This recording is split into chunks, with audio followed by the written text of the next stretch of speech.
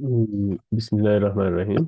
Hello everyone. आज हमारे साथ जमशेद साहब हैं, जमशेद अली फ्रॉम आयरलैंड। तो इनका जो जर्नी है कराची से पाकिस्तान से डबलिन की तरफ, तो ये इलेक्ट्रिकल इंजीनियर है। इसमें हम डिस्कस करेंगे ये नेट ज़ीरो जो 2040 स्ट्रेटजी है उसमें काम कर रहे हैं। इनका डाइवर्स एक्सपीरियंस जो इंडस हॉस्पिटल में भी काम किया इन्होंने, फिर के इलेक्ट्रिक में किया, फिर अलाइड बैंक में करते रहे, फिर तो इनका इंजीनियरिंग और फिर डाटा जो ड्रिवन सस्टेनेबिलिटी है इसके अंदर, और आईएसओ स्टैंडर्ड्स जो हैं उन पे इनकी एक्सपर्टीज़ है।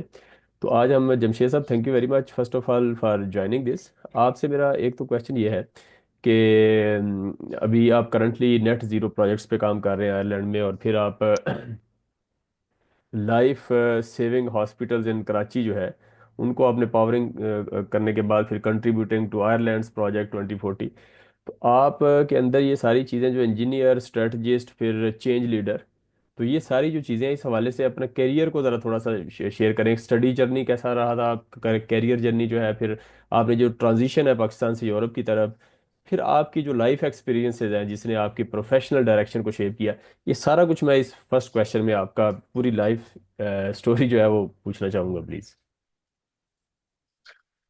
अस्सलाम वालेकुम हबीब।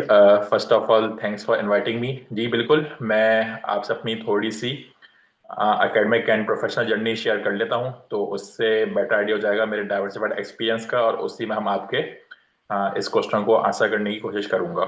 तो जैसा आपने बताया, मैंने एनईडी से इलेक्ट्रिकल इंजीनियरिंग में बैचलर्स किया। Then right after that I joined switch gear manufacturing company as an estimation engineer, और उसके साथ ही मैं एनईडी से अपना इलेक्ट्रिकल पावर में मास्टर भी स्टार्ट कर दिया। Then I switch to K electric, और वहाँ मैंने दो डिपार्टमेंट्स में काम किया। First of all the energy management, जिसमें मैंने ISO 50001 लीड ऑडिटर की सर्टिफिकेशन ली। It's a standard for energy management system. तो मैं सर्टिफाइड लीड ऑडिटर बना, और के इलेक्ट्रिक में रहते हुए मैंने स्विच किया, और मैं इंजीनियरिंग एंड मेजर प्रोजेक्ट्स की फील्ड में स्विच कर गया, जहाँ पे हम लोग एच टी पावर केबल्स पे काम करते थे और डिफरेंट प्रोजेक्ट्स पे काम करते थे। देन उसके बाद उस दौरान ही मैंने अपना मास्टर्स कंप्लीट किया एनईडी से, और मैंने आईबी से अपना एमबीए स्टार्ट कर दिया। तो जो आपका क्वेश्चन है कि ये चेंज मैनेजमेंट स्ट्रेटजी और ये चीज़ें कहाँ से आई, तो बेसिकली जो मैं अपनी क्वालिफिकेशन एनहेंस करता गया और डिफरेंट डिग्रीज लेता गया, वो उन्होंने मुझे काफ़ी हेल्प आउट किया। देन के इलेक्ट्रिक में रहते हुए मुझे एहसास हुआ कि although I am really interested in electric utility, but मुझे अपना एक्सपीरियंस जो है वो डाइवर्सिफाई करना चाहिए। आगे मुझे आगे करियर ग्रोथ की पाथ की तरफ जाना है। तो मैंने फिर अलाइड बैंक की तरफ स्विच किया। That was a completely different sector from the utility, but मैंने अपने आप को मेंटेनेंस में भी एक्सपोजर दिया। वहाँ मैंने मेंटेनेंस में काम किया।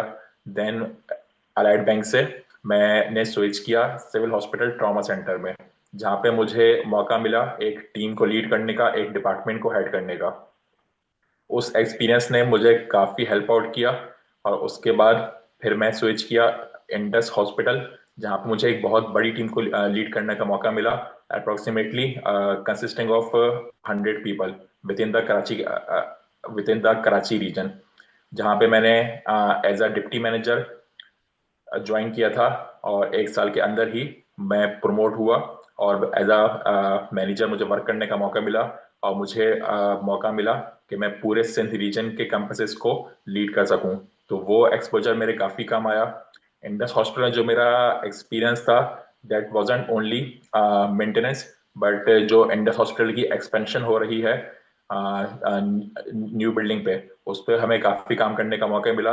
तो मेरे साथ वहाँ पे प्रोजेक्ट मैनेजमेंट का एक्सपीरियंस भी मुझे लेने का मौका मिला। ये एक्सपीरियंस मेरे काफ़ी काम आया जब मैंने डिसाइड किया कि मैं स्विच करूं और यूरोप साइड मूव करने का सोचूं। तो मैंने जब यूरोप साइड पे इलेक्ट्रिक यूटिलिटीज में अप्लाई करना स्टार्ट किया, तो जैसे मैं इस वक्त ईएसबी में काम कर रहा हूं, तो मुझे ईएसबी में अपना एक्सपीरियंस काफ़ी अच्छे से रेलिवेंट काफ़ी अच्छे से अलाइन करने का मौका मिला, जो मैंने एक्सपीरियंस इंडस में और सिविल हॉस्पिटल ट्रॉमा सेंटर में गेन किया था।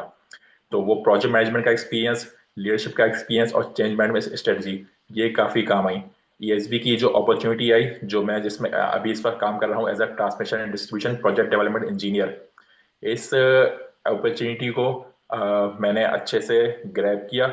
और इनका जो विजन है नेट जीरो बाय 2040, जिसमें इनका यह है कि हम बाय 2040 कार्बन न्यूट्रलाइजेशन अचीव कर लें, उसमें मेरा प्रीवियस एक्सपीरियंस काफ़ी अलाइन हुआ, काम आया। और मैंने फिर यहाँ पे यूरोप में एज अ ईएसबी, जो आयरलैंड की इलेक्ट्रिक यूटिलिटी कंपनी है, उसमें as a transmission project development engineer join किया। यहाँ पे मैं लास्ट ईयर 2024 जनवरी 2024 से काम कर रहा हूँ। और ये मेरी अब तक की जर्नी है, जिसमें काफ़ी मैं प्रोजेक्ट्स यहाँ पे कर चुका हूँ, काफ़ी क्रिटिकल प्रोजेक्ट्स कर चुका हूँ। और इस वक्त मैं जो काम कर रहा हूँ वो काफ़ी लाइक आप समझ लें कि जो इनका ट्रांसपोर्ट इंफ्रास्ट्रक्चर डेवलपमेंट है, उसकी इलेक्ट्रिफिकेशन और उसकी एनहेंसमेंट पे काम कर रहा हूँ, उसकी मजीद इंप्रूवमेंट पे। Very nice, very nice. अच्छा जमशेद साहब, इसमें थोड़ा सा मैं कंपैरिजन पूछना चाहूँगा। हमारा जो पाकिस्तान का सिस्टम है, के इलेक्ट्रिक, इंडस हॉस्पिटल, और फिर ये जो लाइट बैंकिंग सिस्टम है, बाहर का एनवायरनमेंट यूरोप का कंपैरिजन में आप कहाँ देखते हैं? और थोड़ा सा उसका जो अगर एनालिसिस कर दें कि जिससे हमें पता चल जाए कि हम कहाँ खड़े हैं। ओके। सो जो लोग भी बाहर जाते हैं, आपने यकीनन और लोगों से इंटरव्यू किया होगा, तो सबका ये कहना होगा कि वर्क एनवायरनमेंट में काफ़ी डिफरेंस है। I agree it to some extent, but मेरा ये मानना है कि ये आप पे खुद भी डिपेंड करता है कि आप अपना एक्सपीरियंस किस तरह से शेप अप करते हो, किस तरह से अलाइन करते हो। Obviously I can say that I was lucky enough कि मुझे हर जगह अच्छी मैनेजमेंट मिली, अच्छे बॉसेस मिले। बट ये कहना गलत नहीं होगा कि इसमें आपके वर्क एथिक्स का और आपके प्रोफेशनलिज्म का भी काफ़ी रोल है। अगर आप हर सिचुएशन से प्रोफेशनली डील करोगे, अपनी वर्क एथिक्स अच्छी रखोगे, तो आप एनवायरनमेंट काफ़ी अच्छा अचीव कर सकते हो। अच्छा, जहाँ तक बात है कंपैरिजन की, तो ऑब्वियसली यहाँ पे प्रोफेशनलिज्म आपको ज़्यादा मिलेगा बनस्बत पाकिस्तान। बट इसका ये मतलब नहीं है कि पाकिस्तान कहीं लैग करता है। पाकिस्तान में भी चीज़ें बहुत अच्छी हैं, इट्स जस्ट द सिस्टम्स, या आप कह लें कि जो एक हमारी सोसाइटी है और उसमें जिस तरह का एक माहौल बना हुआ है, तो ऑब्वियसली जो लोग वहाँ पे काम कर रहे हैं वो भी उसी सोसाइटी से, उसी माहौल से आते हैं। तो उनके अंदर थोड़ा सा आप कह सकते हैं लैक ऑफ पेशेंस की एक फैक्टर होता है, जिसकी वजह से कभी कभार एम्प्लॉयज को एक बर्न आउट फील होता है या एक प्रेशर फील होता है। एंड दे वर लाइक के we are under very much pressure in our work life, और हम वर्क लाइफ बैलेंस मेंटेन नहीं कर पा रहे। But again I will say कि अगर आप अपना काम प्रोफेशनलिज्म के साथ और वर्क एथिक्स अच्छी रख के कर रहे हो, तो आप अपनी चीज़ें अच्छे से मैनेज कर सकते हो। लाइक आई कैन से कि मैंने पाकिस्तान में आ, 5 ऑर्गेनाइजेशंस में काम किया। मेरा पाकिस्तान में 10+ ईयर्स का एक्सपीरियंस है। और मैं कहीं भी ये नहीं कहूँगा कि उस एक्सपीरियंस में मुझे कोई बर्नआउट फील करना पड़ा, कोई प्रेशर फील करना पड़ा। मैं हमेशा से उसको काफ़ी हाईली रेट करता हूँ अपने प्रीवियस पाकिस्तानी एक्सपीरियंसेस को, अपनी प्रीवियस पाकिस्तानी ऑर्गेनाइजेशंस को, कि उसमें मेरा वर्क लाइफ बैलेंस बहुत अच्छा रहा। और ने काफ़ी अच्छे प्रोफेशनल के साथ काम किया और बहुत अच्छा सीखने का मौका मिला। अच्छा, कमिंग टू आयरलैंड, यहाँ का जो वर्क एनवायरनमेंट है, obviously it's quite different from Pakistan. यहाँ पे चूंकि सोसाइटी में लैक ऑफ पेशेंस का फैक्टर नहीं है, तो आप ज़्यादा इजीली, ज़्यादा without any feeling any pressure काम करने का आपको ज़्यादा मौका मिलता है। आप अपनी वर्क लाइफ बहुत और अच्छे से बैलेंस कर सकते हो। उसमें ये है कि यहाँ पे एक सिस्टम बना हुआ है एवेल्यूशन का। और इसलिए पाकिस्तान में जो आपकी कंपनीज है, वहां पे जो आपकी एवेल्यूशन होती है, सम वे और other, it's somehow not objective but subjective. I'm not talking about every company, but in some instances आपको फील होता है कि यार ये थोड़ा सब्जेक्टिव और ऑब्जेक्टिव नहीं है। जबकि यहाँ पे एक क्लियर मैट्रिसेस डिफाइन है। तो उन मैट्रिसेस की बेस पे आपकी एवेल्यूशन होती है। और उसमें आपको एक कंटिन्यूस फीडबैक, जो एक कंटिन्यूस फीडबैक का सिस्टम है, वो मुझे यहाँ पे बहुत पसंद आया। क्या मुझे एवरी मंथ अपने मैनेजर से एक फीडबैक या एवेल्यूशन मीटिंग होती है, उसमें मुझे कंटिन्यूस फीडबैक मिलता है। उसमें हम डिस्कस करते हैं कि मेरे प्रोजेक्ट्स में क्या इश्यूज आ रहे हैं, उसमें कंपनी या मेरी मैनेजर मुझे कैसे हेल्प आउट कर सकती है, میری لرننگ کو فوکس کیا جاتا ہے. تو یہ وہ چیزیں ہیں جو تھوڑا سا میرے یورپین ورک ایکسپیرینس کو پاکستانی ورک ایکسپیرینس سے ڈفر کرتی ہیں. Very nice, very nice, that's good. اور اس میں اگر اسٹوڈنٹس کو آپ دیکھیں، اسٹوڈنٹس پرسپیکٹیو سے دیکھیں، آپ تو جسٹ آپٹیمسٹک، اور آپ نے ایک میڈیاکر آدمی جو ہے، جو اس سسٹم میں پاکستان میں رہتا ہے، اور اس نے اسٹارٹ کرنا ہے اپنا جرنی، اور پاکستان سے ہی کرنا ہے اسٹوڈنٹس نے، اس پوائنٹ آف ویو سے آپ بتائیں کہ یہ کیا سکلز یا اسٹارٹ سے وہ کس چیز ٹرانزیشن کرے. کچھ پرابلمس تو آپ نے بتا دی ہیں، کس طریقے سے اپنی لائف کو شیپ کرے کہ وہ یورپ تک پہنچنا ہے اگر پاکستان سے، تو وہ مطلب کیا کرے، وہ اس حوالے سے تھوڑی رہنمائی کروا. Okay, very good question. تو آج کل آپ کو پتا ہے کہ فیلڈز ایوالو ہو رہی ہیں. سب سے پہلا تو یہ ہے کہ آپ نے اپنی ڈگری لے کے رک نہیں جانا. آپ نے اپنی ڈگری لینے کے بعد بھی کنٹینیوسلی اپنے آپ کو ایوالو کرتے رہنا ہے. آپ اسکل کرتے رہنا ہے. اب جیسے اور learning it's not only about taking degrees. میں نے آپ کو شروع میں مینشن کیا کہ میں نے بیچلرس کے بعد ماسٹرز کیا، دین ایم بی کیا. Okay, that's fine. میں نے ڈگریز لی، بٹ اس کے ساتھ ساتھ میں اپنے آپ کو اپ اسکل کرتا رہا. میں نے on line courses through ایڈیکس، through Coursera, coffee on line courses کیے، اپنے آپ کو اپ اسکل کرنے کی کوشش کی. تو جیسا کہ آپ کو معلوم ہے کہ آج کل ڈیٹا انالیٹکس کافی پاپولر ہے اور کافی اس کی ڈیمانڈ ہے.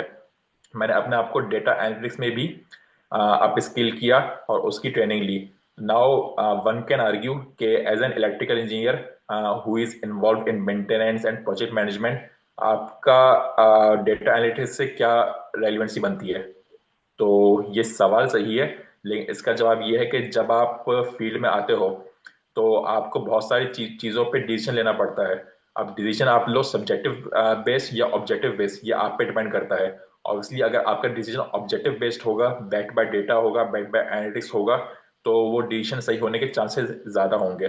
تو جب میں نے لیڈرشپ پوزیشن سنبھالی سول ہاسپٹل میں، انڈس ہاسپٹل میں، تو مجھے جو اپنی ڈیٹا انالیٹکس اسکلس تھیں یا رپورٹنگ اسکلس تھیں، اس کی بیس پہ کافی ہیلپ آؤٹ ہوا کہ میں جو ڈیسیژن لوں وہ میں کیسے اس کو بیک بائی ڈیٹا کروں، میں کیسے ڈیٹا کو اینالائز کرتے ہوئے ڈیسیژن لوں، یہ ڈیفائن کروں کہ اچھا. میں ایک چھوٹی سی ایگزامپل دینا چاہوں گا. اگر آپ مینٹیننس میں کام کرتے ہو تو آپ کو پتا ہے کہ آپ نے انوینٹری لیولس مینٹین رکھنے ہوتے ہیں، ایک minimum inventory level of your spare parts. تو اس میں آپ نے مجھے جو فائدہ ہوا اپنی اینالیٹکس اسکل سے وہ یہ کہ میں نے پریویس فالٹ ڈیٹا کو اینالائز کیا. اس میں دیکھا ہم نے کہ اچھا کون سے فالٹ کتنی دفعہ آئے، اس میں کیا روٹ کاز تھا، ہم اس کو کہاں سے منیمائز کر سکتے ہیں، اس میں کیا اسپیئر پارٹس انوالو ہوئے، ہمیں کتنی اسپیئر پارٹ کی انوینٹری جو ایک منیمم وائبل کوانٹٹی رکھنا ضروری ہے تاکہ ہم کیونکہ obviously I was working in hospitals، تو اب وہاں پہ ہم افورڈ نہیں کر سکتے ذرا سا بھی شٹ ڈاؤن یا آؤٹیج. تو ہمیں کیا ایک منیمم وائبل کوانٹٹی مینٹین کرنا ضروری ہے تاکہ ہم اس چیز کو فالتو ریکٹیفائی کر سکیں. اب میں اس کو کنیکٹ کرتا ہوں آپ کے سوال سے کہ اسٹوڈنٹس کو اپنا، ہم بات کرتے ہیں کہ ایک فریش اسٹوڈنٹ ہے، fresh coming out from the university, اس کو اپنا آپ کو کیسے پالش کرنا چاہیے کہ وہ اپنے آپ کو انڈسٹری کے قابل بنا سکے اور وہاں پہ آؤٹ شائن کر سکے. تو اس میں یہ ہے کہ ایک تو اس نے اپنا ڈگری لی ہے، اس میں ایک اس نے انٹرنشپ کی ہوں گی. سب سے پہلے تو یہ کہ انٹرنشپ کو سیریس لیا جائے، کیونکہ internship it's not only about learning your field things, but internship it's about exposure, about networking. آپ کو انٹرنشپ کے دوران ایک ورک انوائرمنٹ میں کام کرنے کا موقع ملتا ہے. تو even if you are not doing any thing, میں بہت پریکٹیکل بات کروں گا کہ انٹرنشپ کے دوران کافی جگہ ایسا ہوتا ہے کہ لوگ کہتے ہیں ہم صرف فوٹو کاپی کر رہے ہیں یا ہم صرف بیٹھے ہوئے ہم سے کوئی کام نہیں کرایا جا رہا. That's fair enough, know issues. لیکن آپ کو جو ایکسپوجر مل رہا ہے، آپ ایک دیکھ رہے ہو کہ اچھا یہاں کام کیسے ہوتا ہے، کس طریقے سے ہوتا ہے، مختلف ڈپارٹمنٹس ہیں، وہ ڈپارٹمنٹس آپس میں کس طرح سے الائن ہوتے ہیں، کس طرح سے لائز کرتے ہیں، اور ہر ایک کا کیا رول ہے. اس میں ایک چیز اور امپورٹنٹ ہے جو کہ انجینئرنگ اسٹوڈنٹ سے میں نے نوٹ کی، وہ یہ کہ صرف اور صرف انجینئرنگ فیلڈ کو یا ٹیکنیکل فیلڈ کو فوکس کرنا اور باقی ڈپارٹمنٹس کو لک ڈاؤن کرنا، یہ غلط ہے. ان کو یہ پتا ہونا چاہیے کہ اگر ہم ایک کمپنی میں کام کر رہے ہیں تو جو ہماری فیلڈ ہے ٹیکنیکل فیلڈ، وہ ایچ آر سے کیسے لائز کرتی ہے، وہ فائنانس سے کیسے لائز کرتی ہے، وہ پروکیومنٹ سے کیسے لائز کرتی ہے، وہ سپلائی چین سے کیسے لائز کرتی ہے. क्यों? क्योंकि आप जब एक कंपनी में काम कर रहे हो तो आप आइसोलेशन में रहते हुए काम नहीं कर सकते। आपको एक टीम के साथ, आपको लोगों के साथ एंगेज रह के ही काम करना होता है, अदरवाइज आप कभी भी सक्सीड नहीं कर सकोगे। तो मेरा ये मानना है कि स्टूडेंट्स को अपनी टेक्निकल स्किल के साथ साथ सॉफ्ट स्किल्स पे भी काम करना चाहिए। First of all communication skills, networking skills, इन पे काम करने की बहुत ज़रूरत है। इंटर्नशिप को सीरियस लें, उसमें जो एक्सपोजर मिल रहा है उसको सीरियस लें और उससे सीखने की कोशिश करें कि अच्छा वर्क एनवायरनमेंट कैसा होता है। फिर जब वो ये चीज़ें लेके निकलेंगे और इंटरव्यू में लैंड लैंड करेंगे, तो इंटरव्यू ऑब्वियसली उनकी टेक्निकल स्किल्स देखेगा, लेकिन ये कि जब उनकी कम्युनिकेशन स्किल्स और नेटवर्किंग स्किल्स स्ट्रांग होंगी, क्योंकि अगर आपने कहीं पे काम किया एज अ इंटर्न और आपकी नेटवर्किंग वहां पे अच्छी है, तो इट्स अ हाई चांस कि आपको वहीं से पहली जॉब ऑफर आ जाए। तो मेरा ये मानना है कि स्टूडेंट्स को अपनी सॉफ्ट स्किल्स पे काम करने की भी काफी ज्यादा जरूरत है, specially for engineering students. Very nice. अच्छा जमशेद साहब, आपने लीडरशिप रोल पे वहाँ काम किया, आपने जो ये डिफरेंट डिपार्टमेंट्स और इंस्टीट्यूशन जो पाकिस्तान में, उन लोगों को जो लीडरशिप रोल पे हैं अपने एम्प्लॉयज़ के लिए आप क्या एडवाइस करते हैं कि वो एम्प्लॉयज़ के लिए क्या इन्वायरमेंट वहाँ क्रिएट करें कि वो कम से कम वर्क लाइफ बैलेंस भी, और फिर आगे अगर कोई अगर लाइफ में आगे बढ़ना चाहते हैं, पाकिस्तान से मूव करना चाहते हैं यूरोप या किसी भी बाहर कंट्री की तरफ, तो उनको वो इन्वायरमेंट अगर मिलता है, अगर एग्जिस्टिंग सिस्टम में नहीं मिलता, तो उनको क्या लाया अमल इख्तियार करना चाहिए, उनके रोल क्या होना चाहिए एम्प्लॉयज़ के लिए? Okay, very good question. So जब मैंने सिविल हॉस्पिटल ट्रॉमा सेंटर में ज्वाइन किया, तो that was my first experience as a leader, जिसमें मैं सोलली रिस्पॉन्सिबल था for decision making for managing the team. Obviously उससे पहले मैं जहाँ काम कर रहा था, तो वहाँ मैं खुद भी अकाउंटेबल था to different managers, and I was managing 2 और 3 पीपल। बट जब मैंने civil hospital town centre join किया, तो वहाँ I was managing a team of around 35 personal. तो मेरा ये मानना है कि first of all a leader has to be empathetic. उसको अपने टीम की तरफ एम्पैथाइज करना चाहिए और उसको अपनी टीम को समझना चाहिए। हर और टीम में डिफरेंट लोग होते हैं, उनके डिफरेंट स्किल सेट्स होते हैं, डिफरेंट माइंडसेट होते हैं, डिफरेंट एटीट्यूड होते हैं। लीडर को चाहिए कि उनको समझे और एक ऐसा तरीका अख्तियार करे कि वो ये जाने कि वो उनसे बेस्ट कैसे अचीव कर सकता है। और सबसे बढ़ के ये कि एक लीडर को अकाउंटेबल होना चाहिए और ट्रस्टवर्दी होना चाहिए। उसको अपने आप को ऐसा बनाना चाहिए कि उसकी टीम उस पर ट्रस्ट कर सके, उसकी टीम को पता हो कि हम अगर कोई गलती भी कर दें, तो वो गलती हमें छुपाने की जरूरत नहीं है, हम अपने लीडर को बता सकते हैं, and he will not criticise us, but he will look into कि अच्छा ये हो गया, ठीक है, कोई मसला नहीं, क्यों हुआ, कैसे हुआ, आगे उसको होने से कैसे रोका जा सकता है। तो उसमें लीडर की रिस्पॉन्सिबिलिटी है कि वो अपनी टीम की अपस्किलिंग पे काम करे, अपनी टीम के अंदर एक कॉन्फिडेंस डेवलप करे, अपनी टीम को एम्पावर करे। ये सबसे मेन चीज है कि अगर आपके अंडर कोई बंदा काम कर रहा है, तो उसको हर छोटे छोटे डिसीजन के लिए आपकी तरफ ना देखना पड़े, बल्कि आप अपनी टीम को इतना एम्पावर करो और उनके अंदर इतना कॉन्फिडेंस डेवलप कर सको कि वो डे टू डे डिसीजन खुद ले सकें और आपकी तरफ हर चीज के लिए ना देख रहे हो। ये काफी इंपॉर्टेंट है। फिर एक लीडर जो कहते हैं लीडरशिप बाय एग्जाम्पल, तो एक लीडर को लीड करना आना चाहिए, उसको हैंड होल्डिंग करने की जरूरत नहीं होनी चाहिए। लीड करना ऐसे कि उसके पास इतनी स्किल्स हो कि जो भी काम उसके अंडर हो रहा है, उसको उस काम की इतनी बेहतरीन नॉलेज हो कि अगर कहीं ऐसा मसला आ जाए तो वो बाय एग्जांपल लीड कर सके। फिर ये है कि जैसा मैंने बताया कि अपनी टीम के अंदर कॉन्फिडेंस डेवलप करे और एम्पावर करे, तो उसकी टीम को पता हो कि अगर हम पे कोई प्रेशर आएगा, तो वो लीडर एब्जॉर्ब कर सकेगा, और लीडर जो बात कहेगा वो ये वो डी होगी। इसकी मैं एग्जांपल दूंगा। जब मैंने सिविल हॉस्पिटल टाउन सेंटर में काम कर रहा था, तो obviously because it was a hospital vicinity जहाँ पे हम आउटेज या जहाँ पे हम कोई भी सब इंटरप्शन बेयर नहीं कर सकते, तो अगर मैं वहां पे अपनी टीम को कहूंगा कि यार ये काम है और मैं जानता हूं कि ये काम 4 घंटे का बनता है, लेकिन हमें किसी भी हालत में इसको 2 घंटे में करना है, तो मेरी टीम के अंदर इतना कॉन्फिडेंस होना चाहिए कि उनको पता हो कि यार अगर लीडर ने बात बोली है कि ये काम हमें इतनी देर में करना है, मतलब जो एक ईटी है उससे भी कम टाइम में करना है हमें, तो इसका मतलब ये है कि कोई ना कोई वजह ऐसी है जिसकी वजह से ये लीडर हमें कह रहे हैं कि यार ये काम हमें जल्द से जल्द खत्म करना है। अदरवाइज अगर आप हर काम में उनको इस तरह से प्रेशराइज करते रहोगे और कोशिश करोगे कि नहीं मैं ये काम बनता है इतने टाइम का है लेकिन मैं इतने टाइम में करवा दूं ताकि ऊपर मैं टॉप मैनेजमेंट को शो कर सकूं कि मैंने ये काम बहुत जल्दी करवा दिया, तो फिर टीम आप पे ट्रस्ट करना छोड़ देगी। और सबसे अहम चीज ये है कि as a leader, not only to your team but to your reporting line, आप वहां भी ट्रूथफुल रहो, अकाउंटेबल रहो, आप उनको ट्रू पिक्चर पेश करो कि ये चीज इतने टाइम में हो सकती है और हम इसको मिनिमाइज करके एटलीस्ट इतने में कर सकते हैं, लेकिन इससे ज्यादा हम स्ट्रेच नहीं कर सकते।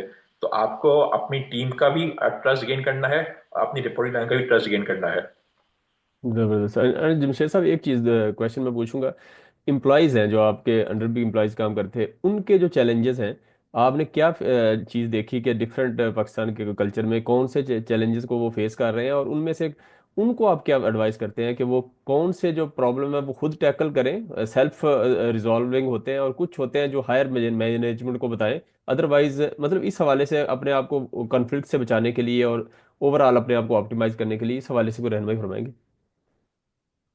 जी बिल्कुल। अ, जब मैंने लीडरशिप पोजीशन संभाली तो ऑब्वियसली सबसे इम्पोर्टेंट चीज ये है, वो ये कि जो भी कोई लीडरशिप पोजीशन की तरफ आता है तो उसको अपना वो वक्त याद रखना चाहिए जब वो किसी के अंडर काम कर रहा था, किसी को रिपोर्ट कर रहा था।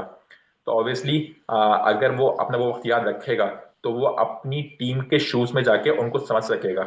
क्योंकि आप जो काम कर रहे हैं जिस सोसाइटी में, आप भी उसी सोसाइटी का हिस्सा हो, आप भी उसी सोसाइटी से आ रहे हो, तो आपको ये समझना होगा कि उनकी पर्सनल लाइफ का उनकी प्रोफेशनल लाइफ पे भी इफेक्ट पड़ता है। आप ये नहीं कह सकते कि पर्सनल और प्रोफेशनल लाइफ अलग रखो, बिल्कुल फर्क पड़ता है। तो आपने अपनी टीम के साथ हर हद तक एम्पैथेटिक रहना है कि अगर उनकी पर्सनल लाइफ उनकी प्रोफेशनल लाइफ को इफेक्ट कर रही है तो वो आपसे शेयर कर सकें और आपको बता सकें कि मेरे साथ ऐसा कुछ मसला चल रहा है। नॉट गोइंग टू डिटेल, लेकिन बता सकें कि मेरे साथ ऐसा कुछ मसला चल रहा है जिसकी वजह से मेरी प्रोफेशनल लाइफ इफेक्ट हो रही है। ऑब्वियसली आप उनकी पर्सनल लाइफ प्रॉब्लम्स को तो रिजॉल्व नहीं कर सकते, बट देन आप ये देख सकते हो कि आप ऐसा क्या कर सकते हो कि उनको हेल्प आउट किया जाए, उनकी प्रोफेशनल लाइफ इफेक्ट ना हो। और अगर आप उनको कुछ टाइम ऑफ दे सको कि अपनी पर्सनल लाइफ के इश्यूज रिजॉल्व करने के लिए, तो वो आप कर सकते हो। दूसरा जो आपने एक सवाल किया कि कैसे हम अपनी टीम को एम्पावर करें कि वो डे टू डे डिसीजंस खुद ले सकें। इसमें सबसे इंपॉर्टेंट चीज ये है एम्पावरमेंट में कि आप उनकी अथॉरिटी अंडरमाइन ना करो। ऑब्वियसली अगर आपके अंडर एक टीम है तो उनके अंडर भी आपने कोई स्टाफ दिया हुआ होगा, तो आप कभी भी ये इंकरेज ना करो कि उनके अंडर जो स्टाफ है वो उनको बाईपास करके आप तक रीच आउट करे। और आप अपनी मैं इसी एग्जांपल देता हूँ। ट्रॉमा में सिविल हॉस्पिटल ट्रॉमा सेंटर में जैसे मेरे पास मेरे अंडर 4 सुपरवाइजर थे और उनके अंडर फिर शिफ्ट स्टाफ था। मैंने कभी भी शिफ्ट स्टाफ को ये अलाउ नहीं किया कि वो अपने सुपरवाइजर को बाईपास करते हुए मुझ तक आए और मैं उनका मसला रिजॉल्व करूं। तो अगर आपके सुपरवाइजर्स को या आपके जो अंडर काम कर रहे हैं एम्प्लॉयज, उनको ये पता होगा कि मेरी अथॉरिटी अंडर में नहीं होगी और ये है कि मैं जो बात बोलूंगा अपने स्टाफ को, अगर वो बहुत जेन्युइन होगी या कुछ ऐसी चीज होगी तो ही मेरा बॉस इंटरवीन करेगा। अदरवाइज ही विल मतलब वो डे टू डे मैटर्स में मेरे इस स्टाफ को इंकरेज नहीं करेगा कि वो डायरेक्ट उस तक रीच आउट करें। तो उसमें सबसे इंपॉर्टेंट ये है कि आपने माइक्रो मैनेजमेंट से बचना है, आपने कभी भी माइक्रो मैनेज नहीं करना। आपने अपने स्टाफ पे फुल कॉन्फिडेंस रखना है, फुल भरोसा करना है। अगर उनको ये पता होगा कि मेरे बॉस का, मेरे मैनेजर का मुझ पे कॉन्फिडेंस है, भरोसा है और वो मेरी अथॉरिटी अंडरमाइन नहीं होने देगा, मुझे एम्पावर्ड करेगा, तो फिर वो डे टू डे जो डिसीजंस हैं वो खुद ले सकेंगे और उसमें कॉन्फिडेंस फील करेंगे कि हाँ ये डिसीजन हम ले सकते हैं, ये डिसीजन हम ले सकते हैं। और उसमें उनको ये भी पता होगा कि अगर हमसे कोई डिसीजन गलत हो भी गया तो भी हमें हम उसको बैठ के एनालाइज करेंगे, उसमें हम क्रिटिसाइज नहीं करेंगे, उसमें हम ब्लेम नहीं करेंगे कि तुम्हारी वजह से ये हो गया, तुम्हारी वजह से ये हो गया, बल्कि हम साथ बैठ के एज अ टीम एनालाइज करेंगे कि अच्छा ये डिसीजन गलत हुआ, what could be the reasons, क्या ऐसा रीजन था कि गलत हुआ। और उसमें सबसे पहले हम ये जानेंगे कि इस डिसीजन को आपने जो लिया उसके पीछे लॉजिक क्या थी, रीजनिंग क्या थी, ये डिसीजन क्या बैक्ड बाय डेटा था, बैक्ड बाय इंट्यूशन था, किस तरीके से डिसीजन लिया गया? जब आपकी स्टाफ को ये पता होगा तो फिर वो they will feel more confident enough in taking decisions themselves rather than coming to you for every pet issues. Great. And Jamshed sir, एक चीज़ और था इसमें, हर लेवल पे जिस तरह आपने लीडरशिप रोल पे काम किया, आप भी जो है वो अकाउंटेबल है to higher leadership and also towards policy makers.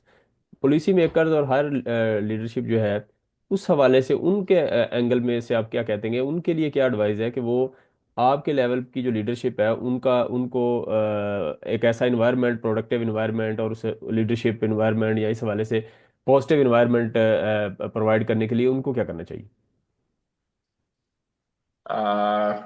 ये मैं अगेन इसको कनेक्ट करूंगा आपके प्रीवियस क्वेश्चन से। तो जो मैंने आपको एक्सप्लेन किया कि एज अ लीडर आपको अपने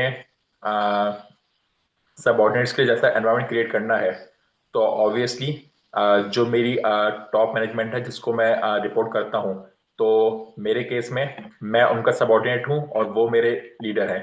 तो जैसा एनवायरनमेंट मुझे अपने सबऑर्डिनेट्स के लिए क्रिएट करना चाहिए, वैसे ही एनवायरनमेंट एक्सपेक्ट करूंगा कि मेरी टॉप मैनेजमेंट मेरे लिए क्रिएट करे, कि मेरी अच्छा जमशेद साहब, इसको थोड़ा सा अथॉरिटी। मैं रीफ्रेस कर देता हूँ, क्योंकि मैनेजमेंट वाला तो आपने वैसे ही कवर कर दिया। पहले पॉलिसी मेकर जो हैं, जो इंस्टीट्यूशंस, ऑल इंस्टीट्यूशंस के ऊपर उसको पॉलिसी बना रहे होते हैं नेशनल लेवल पे, उनके हवाले से थोड़ा सा कमेंट कर दें, उनको क्या करना चाहिए?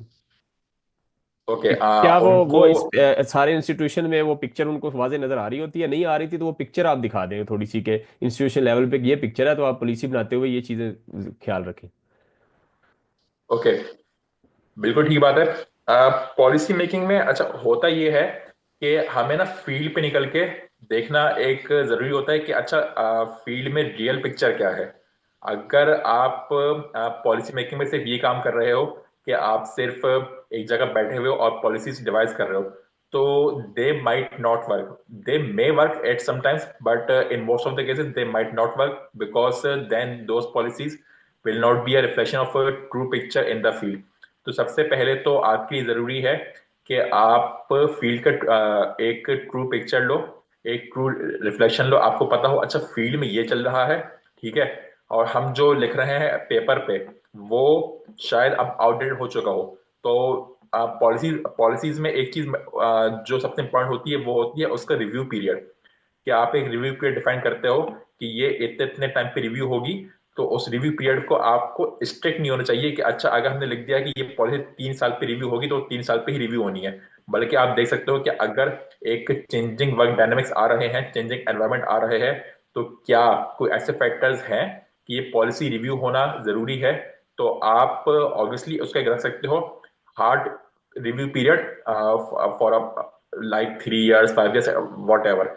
बट आप उसका एक सॉफ्ट रिव्यू पीरियड भी रख सकते हो कि हम इसको चेंजिंग टाइम्स के हिसाब से, क्योंकि आज जो आपका एनवायरनमेंट है specially with the Inception of AI, तो उसमें आपका एनवायरनमेंट काफी चेंज हो रहा है, काफी चीजें चेंज हो रही हैं। तो आपको अपनी पॉलिसीज को एक सॉफ्ट रिव्यू करते रहना चाहिए कि क्या ये हमारी पॉलिसीज आजकल के वर्क एनवायरनमेंट के साथ और न्यू टेक्नोलॉजी के साथ अलाइंड हैं या नहीं, और क्या ये पॉलिसीज हमारे जो सब ऑर्डिनेट्स हैं या जो हमारी टीम्स हैं या जो हमारे इंस्टीट्यूशंस हैं उनको इस वक्त सही से एप्लीकेबल हो रही हैं, या हमें इनको रिव्यू करने की जरूरत है ताकि वो न्यू वर्क एनवायरनमेंट के साथ या न्यू टेक्नोलॉजी के साथ अलाइंड हो। Very nice, very nice. अच्छा जमशेद साहब, अब मैं आपकी तरफ थोड़ा सा पर्सनल क्वेश्चन आऊंगा कि लोग डिसीजन करने में बड़ा मुश्किल होता है पाकिस्तान से यूरोप, यानी ये जो ट्रांजिशन होती है ना, ये बड़ी मुश्किल होती है। इसमें जो चैलेंजेस होते हैं या कोई जो पिन पॉइंट हैं जो आप समझे कि वैसे हिडन वो कुछ टैक्टिक्स होते हैं, जो उस हवाले से थोड़ी रहनुमाई फरमा दें कि लोगों को डिसीजन करने में बड़ा टाइम लगा देते हैं कई, और बस ये मुश्किल होता है, इसमें चैलेंजेस के हवाले से थोड़ा सा ब्रीफ कर दें। बहुत ही अच्छा सवाल है, बिल्कुल अच्छा सवाल है आपका। आ, ये वो चीज है जो कि मैंने खुद भी फेस की, और मेरे साथ जो यहाँ कलीग्स काम कर रहे हैं उन्होंने भी फेस की। और अभी जो लोग मुझसे पाकिस्तान से यूरोप में करने की गाइडेंस ले रहे होते हैं, तो उनका ये कॉमन क्वेश्चन होता है कि अच्छा हम यहाँ पे इस तरीके से सेटल्ड हैं, शुड वी मूव और नॉट। देखें, it depends on everyone's personal circumstances. But کچھ چیزیں ہیں جو میں obviously ایکسپلین کرنا چاہوں گا. تو اور میں ایگزامپل کے ساتھ ہی ایکسپلین کروں گا. جو میرے پاس کوشچنس آتے ہیں موسٹ آف دا ٹائمس وہ یہ آتے ہیں: ہم یہاں پہ اتنا کما رہے ہیں پاکستان میں، ہماری یہ پوزیشن ہے، ہماری ایک کمفرٹیبل لائف ہے، ہم یہاں پہ فیملی کے ساتھ ہیں، ہم یہاں پہ سب لوگ کو جانتے ہیں، ہمارے دوست یہاں پہ ہیں، تو کیا ہمارے لیے بہتر ہوگا کہ ہم یورپ موو کریں، وہاں پہ اسٹارٹ فرام دا اسکریچ کریں؟ اور پھر سب سے امپورٹنٹ چیز یہ ہوتی ہے، جو لوگ یہاں پہ نہیں آئے ہوئے، تو یہاں کے متعلق اچھا لوگوں کے ایک تو کانسیپٹس بھی بہت ہوتے ہیں. کچھ لوگوں کے کانسیپٹ ایسے ہوتے ہیں کہ ہم یورپ جائیں گے تو وہاں پہ بہت ٹھنڈ ہے اور اس طرح کا ماحول ہے. میں اس ماحول کی اس میں نہیں جاتا ڈسکرپشن میں، لیکن وہ کہتے ہیں کہ اسلامی ماحول نہیں ملے گا، یا ہمیں اس طرح کی چیزیں نہیں ملیں گی، یا ہم فیملی سے دور ہو جائیں گے. دیٹس آل، بالکل ٹھیک بات ہے، کوئی مسئلہ نہیں ہے. لیکن یہ ہے کہ اب آپ نے یہ سوچنا ہے کہ آپ کی کریئر گروتھ کیا پاکستان میں رہتے ہوئے ہو سکتی ہے، اور کیا آپ کا جو ٹرو پوٹینشیل ہے وہ پاکستان میں رہتے ہوئے ایکسپلور ہو رہا ہے اور اچیو ہو رہا ہے یا نہیں ہو رہا. پہلے تو آپ نے یہ فیصلہ کرنا ہے. دوسرا آپ نے یہ فیصلہ کرنا ہے کہ کیا آپ ایک کمفرٹ زون میں تو نہیں رہ گئے. کیوں؟ کیونکہ میرا یہ ماننا ہے کہ اگر آپ کمفرٹ زون میں آ گئے ہو تو آپ گرو نہیں کر سکتے. تو اگر آپ نے گرو کی طرف جانا ہے تو سب سے پہلے آپ نے اپنے آپ کو اینالائز کرنا ہے کرٹیکلی کہ کیا میں کمفرٹ زون میں ہوں، اور کیا میں اس میں بہت کمفرٹ فیل کر رہا ہوں، اور کیا میں اس سے نکلنے میں مجھے جو ڈر لگ رہا ہے وہ جینین ہے، یا صرف اس وجہ سے ڈر لگ رہا ہے کہ وہ کمفرٹ زون سے میں نکلنا نہیں چاہ رہا. اگر آپ کمفرٹ زون سے میں رہو گے تو آپ کبھی گرو نہیں کر سکتے. تو اچھا، دوسرا یہ ہے کہ یہاں پہ جو لوگ کنسرن ہوتے ہیں یورپ موو کرنے کی طرف، ایک تو یہ ہوتے ہیں جو میں نے آپ کو ایکسپلین کیا، especially person with the family and the child. اس میں ان کے کنسرن ہوتے ہیں چائلڈ اپ برنگنگ کے حوالے سے، کہ ہمارے وہاں پہ بچوں کی اپ برنگنگ کیسے ہوگی، ماحول کیسا ہوگا. پھر ان کے کنسرنس ہوتے ہیں ویدر کے حوالے سے. پھر ان کے کنسرنس ہوتے ہیں obviously tax system and inflation. It's not like that کہ صرف پاکستان میں ہی ہے، یورپ میں نہیں ہے. یورپ میں بھی ہے، بٹ جو آپ ٹیکس پے کر رہے ہو پھر اس کے اگینسٹ آپ کچھ فیسلٹیز بھی گین کر رہے ہو جو آپ کو مل رہی ہوتی ہیں، جو کہ بہت ہی بیسک امیونٹیز ہیں، جو کہ انفارچونیٹلی پاکستان میں اتنی، چل میں یہ نہیں کہوں گا اویلیبل نہیں ہے، لیکن اتنی ایزی اویلیبل نہیں ہے. تو یہ سب چیزیں دیکھتے ہوئے لوگوں کو فیصلہ کرنا پڑتا ہے کہ کیا ہم پاکستان میں اپنی لائف کمفرٹیبلی گزار سکتے ہیں اور اپنے کریئر میں گروتھ بھی حاصل کر سکتے ہیں، یا پھر ہم باہر کی طرف موو کریں اور وہاں پہ ہم زیادہ اچھے سے گرو کر سکتے ہیں. اس کوشچن کو ہوپ فلی میں اچھے سے آنسر کر سکا ہوں، but if any thing remain تو آپ مجھ سے اور پوچھ سکتے ہیں. Very nice, that's nice, I think so. Jamshed صاحب، آپ اب ٹائم ہمارے پاس کم ہے، کچھ 6-7 منٹ، 6-7 منٹ ہے، لیکن آپ ٹیکنیکل جو کویشچن ہے میں ان کو ذرا تھوڑا سا بریفلی اگر تھوڑا سا بتا دیں. ٹیکنیکل جو آپ کا جو اسٹریٹجی فوکس ہے، جس کے اندر آپ گریڈ پروجیکٹس پہ آئرلینڈ میں کام کر لے ہیں، آپ کا انرجی مینجمنٹ ہے، ڈیٹا ڈریون ڈیسیجن ہے، پھر آپ کا یہ جو ہاسپٹل پاور سسٹم ہے، تھوڑا سا اس کو اگر بریفلی بتا دیں تو زیادہ بہتر ہوگا. جی، جیسے میں نے ایکسپلین کیا کہ میں نے اپنے آپ کو اپ اسکل کیا تھا ڈیٹا انالیٹکس میں. تو اس میں یہ ہے کہ میں نے جتنی بھی لیڈرشپ رولز میں کام کیا، اس میں جتنے بھی ڈیسیشنس لیے، میری ہمیشہ سے کوشش یہ رہی کہ میرے ڈیسیشنس ڈیٹا بیکڈ ہوں. اور میں اگر کوئی بھی، اگین جو میں نے اگزامپل دی کہ اگر میں اسپیئر پارٹس کی انوینٹری مینٹین کر رہا ہوں تو وہ ایک ڈیٹا بیکڈ ہو کہ اچھا اس بیس پہ کر رہا ہوں. جیسے ہم نے بجٹنگ کرنی ہوتی ہے، اس پہ وہ ایک ڈیٹا ڈریون ہو، ڈیٹا بیکڈ ہو. اور ڈیٹا اوبیسلی آپ کے پاس پریویس ڈیٹا ہمیشہ available, most of the Times available ہوتا ہے. اچھا، اب میں تھوڑا سا اوبیسلی میں پریویس ایکسپیرینس ہٹ کر اپنے کرنٹ ایکسپیرینس پہ شفٹ کروں گا. جو میں آئرلینڈ میں کام کر رہا ہوں، آئرلینڈ میں یا آپ کہہ لیں پوری یورپ کا ایک ویژن ہے نیٹ زیرو 2040، جس میں ان کا مقصد یہ ہے کہ بائی 2040 ہم کاربن نیوٹرلائزیشن اچیو کر لیں. یعنی کہ ہم جتنی CO2 ایمٹ کر رہے ہوں اتنی ہم نیگیٹ بھی کر رہے ہیں، اتنی ہی ہم نیگیٹ بھی کر رہے ہوں. اور کلین انرجی کی طرف کافی فوکس ہے، اور کیپیسٹی ڈیولپمنٹ کی طرف کہ ہم جو traditional methods of power generation ہے اس سے ہٹ کے ہم clean methods of power production کی طرف سوئچ کریں. تو اس مقصد کے لیے وہ اپنے پاور سیکٹر میں کافی انویسٹمنٹ کر رہے ہیں، کافی ایکسپینشن کر رہے ہیں، اور اسی مقصد کے لیے وہ دنیا بھر سے जो टैलेंटेड लोग हैं उनको रीच आउट कर रहे हैं, सॉर्ट कर रहे हैं अपनी वर्क फोर्स में इंड्यूस एंटर करने के लिए। तो मैं जो यहाँ पे काम कर रहा हूँ, मेरा जो बेसिक रोल है वो ये है कि मैं इनकी ग्रिड एक्सपेंशन में या पावर सिस्टम कैपेसिटी एक्सपेंशन पे काम करता हूँ। जैसे मैंने मेंशन किया कि जो इनका ट्रांसपोर्ट इंफ्रास्ट्रक्चर है उसकी डेवलपमेंट पे, उसकी एक्सपेंशन पे काम कर रहा हूँ। फिर जो मैं काम कर रहा हूँ वो कर रहा हूँ इनकी रिन्यूएबल एनर्जी या रिन्यूएबल जनरेशन एक्सपेंशन पे, कि हम कैसे more and more renewable generation projects system में इंटर कर सकते हैं और उनको कैसे मोर एंड मोर फैसिलिटेट कर सकते हैं।